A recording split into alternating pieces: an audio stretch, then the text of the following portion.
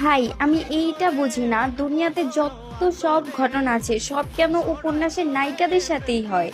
এই যে যেমন ধরো আমাদের নেতা সাহেব ওরফে রিদ খান, সে রক্তাক্ত অবস্থায় রাস্তায় পড়ে আছে, তাহলে ওই মুহূর্তে কেন মায়ার সাথে দেখা হতে হবে? আমরা কি নাই? আমরা কি পৃথিবীতে বাস করি না? ভাই আমাদের সাথে দেখা হলেও তো পারে।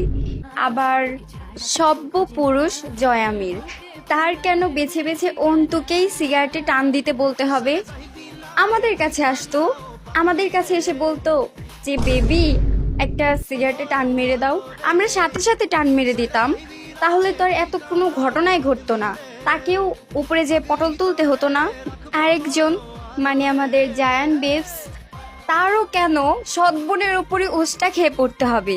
পৃথিবীতে তো আরো অনেক মেয়ে আছে, যেমন আমরা, আমাদের দেখলেও তো পারে, আমাদের মতো পাঠিকারা, তাদেরকে দেখলেও তো পারে ভাই।